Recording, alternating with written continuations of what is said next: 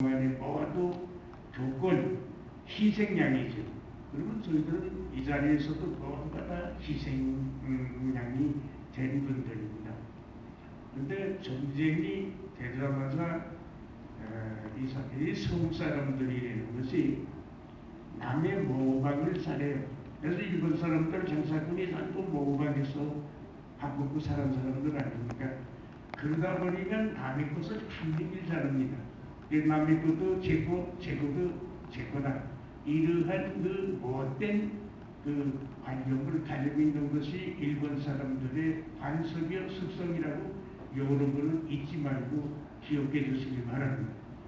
당시에 배구사를 주게 됐어요. 이 배구사를 주는데 한 달분을 주게 되면 20일밖에 먹질 못하죠. 그럼 열흘분은 어떻게 할 겁니까? 그 부모들이 그 걱정이 태산가 됐겠죠. 그건 아마 중국에서 콩을 이렇게 압축시켰던가 옥수수를 압축시킨 것이 떡던 같다고 그래서 그 떡던이라고 그랬습니다. 소위 우리말로 그것이 기차바꾸 뭐냐고 그나마는 것이 그런 것을 그 사료 같은 것을 갖다가 한국에 팔은 적이 있어요. 중국서. 그것을 봐가지고 일부를 섞어서 배구불서는 이러한 시나리오를 겪었던 적이 있습니다. 그리고 젊은이들은 지원병이라는 이름으로서 전부 징용을 했어요. 군대에 나갔죠. 또 젊은 아빠들은 징병이라고 해서 공장이나 군수공장 모든 데에다가 어디로 가는지 행방도 모르는데 그걸 끌리고 가는 거죠. 그 시집까지 못한 따님들 정신대라고 해가지고 정신대로 전부 다 끌리고 나가는 게 있는 겁니다. 그리고 어린 학생들은 비행장 가는데 또는 군수 공장을 만드는데 이런데 흑심을 나르는 이러한 비참한 환경이 계속되지. 꼭 그뿐이겠어요. 각 가정에서는 우리가 유기그릇을 사용했죠. 유기그릇 알고 있습니까? 그 유기그릇을 대포와 청아를 맺는다고 해서 몽땅 전부 거둬가게 됐습니다. 그때 할머니 할아버지들이 거동을 못하면 그 요강이라고 해서 전부 다 매료내주지 않았습니까? 각 가정에서 효심이죠. 그것까지 전부 몽땅 쓸어갔죠. 이러한 일이 계속되고 있었습니다. 그리고 때로는 공중에 미국 비행기가 이 식구가 날아가는 걸 저희들도 목격됐어요. 그러면은 혹시 폭탄을 던지지 않느냐, 그럴 경우에는 불을 끄야 된다. 그래서 각 가정에 한 사람씩은 한 주임은 몇 번씩 밖에서를 들고 나가서 물 밖에 주죠. 불끈을 연습을 한다고 해서 아주 혹산당한 적이 있었습니다. 이런 환경이 계속됐죠.